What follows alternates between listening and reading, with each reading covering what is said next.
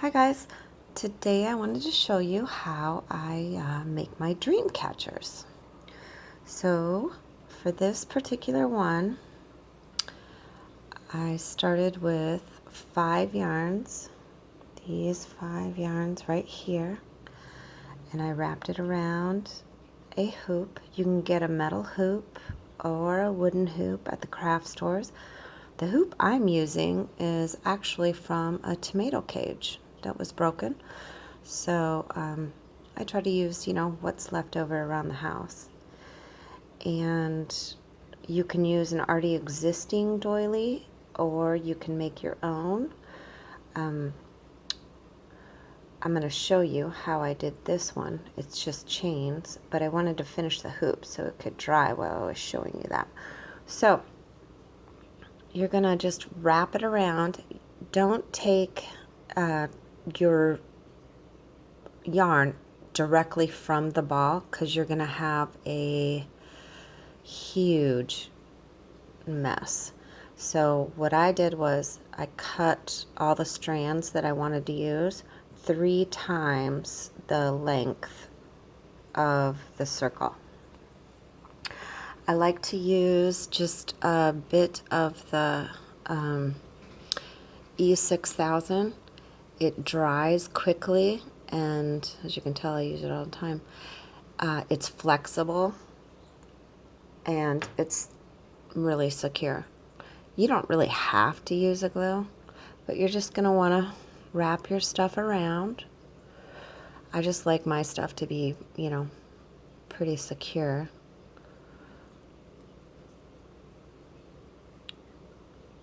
All the way around your whole project. And if you want to end at the top, this can be your hanger, which that's what I usually try to do, is end it there, and then I'll tie it to the beginning where I started it with the E6000. So like right here, we're just going to make a knot.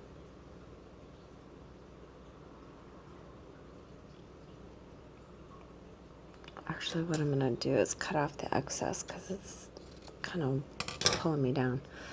And you can use that excess as your tails if you want.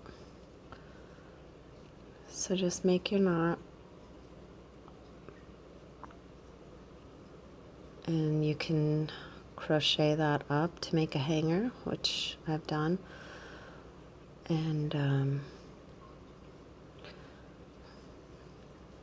or tie it to your other tail, depending upon how you're wanting your hanger. And your extras, you can always use that as tails. So I'm going to let that dry, and we're going to talk about this. This can be a doily you already have existing, very easy. It can be solid if you want. But yeah, this is just a simple chain stitch going all the way around. So right now I'm using an H hook just to show you how I make the center. Do your slip knot and crochet 3 chains. Go back into your first chain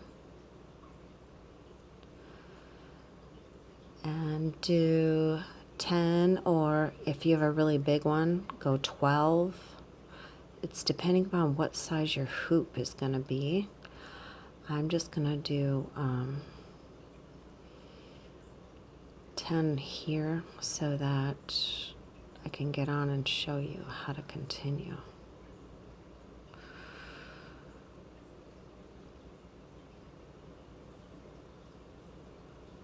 Okay.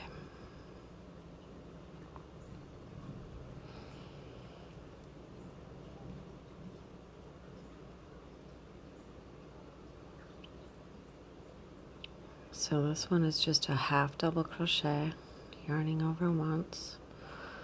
Let's see what we have here. I haven't even kept count. 1, 2, 3, 4, 5, 6, 7, 8, 9, 10. Okay? And now what you're going to want to do is just connect it. Chain 3. 1, 2, 3. And go to your next one with just a slip stitch. Chain 3. 1, 2, 3. Go to your next one. Slip stitch. 1, 2, 3. Go to your next one and slip stitch. Do that all the way around 2 times, and then increase your chain to 4, increase your chain to 5, to 6, to 7. You want to do it twice around. That's what works for me for the sizes that I'm using. So this one is 1, 2, 3, 4, 5, 6. I ended with 6 chain increases going all the way around. And now we want to connect it to our loop.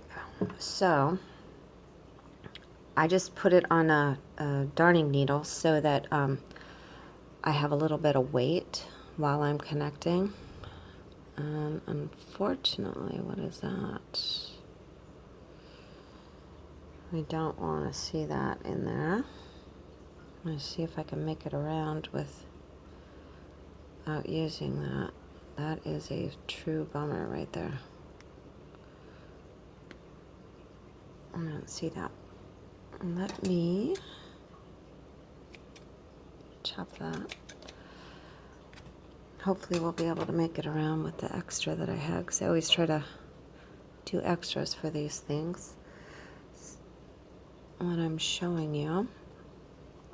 So let's start. You can start anywhere, and I just secure this because in the beginning I do it loosely. So later we're going to pull it to be tighter. Okay, so set your hoop down. Take your finished doily or however you crocheted your center piece.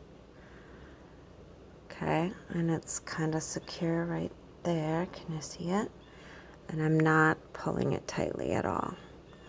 And I'm just going to go in each one of those chain 6s, and I'm going to straighten it out later when we get all the way around.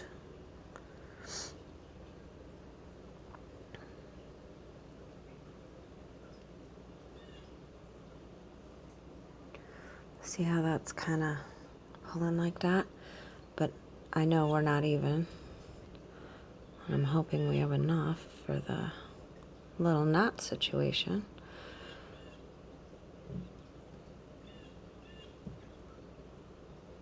Nice and loose. I mean, kind of keep it in the center, but. And just go under and in your last chain of your work. Under in the last chain of your work. Oh yeah, we're going to make this one work because I'm going to start pulling tighter now that I have almost the full circle. So then this is where you do your straightening. See how we can make that tighter? So right here I'm going to move that down and move that up. And then I'm going to be pulling tighter. I'm going to go back through. I've got 2 more. And lost the needle there. So now I want all these just nice and tight. Make sure your tails don't get caught in there for your top part. Nice and tight, nice and tight.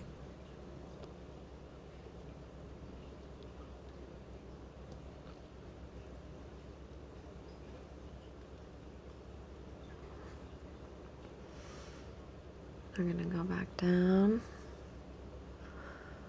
go back here. I know I want these to be tighter, but I'm not gonna go all the way around here. I'm gonna get it from the beginning. And I'm gonna straighten this one out and pull tighter again. So that part you have a little play. Can make it as tight as you want it to be and as even. Just try to make sure you're kind of even between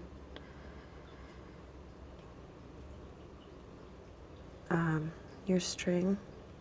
And this is, I didn't tell you, sorry, what kind of string. This is, I just got a ball of string like this because it was on sale. It has a little stretch to it and it actually works out really nice. So now I'm going to go back here to that first knot that I secured lightly. I wanted it to be loose, but it's not. So I'm going to cut it. Normally I make them looser so they, but I'm going to pull this anyway because I want the tension now to be tighter. And I just keep pulling it tighter to the part that it looks even, stretched out, nice. And this one looks a little longer, which is my bottom one, so I'll pull that a little tighter. And then you're just gonna wanna go through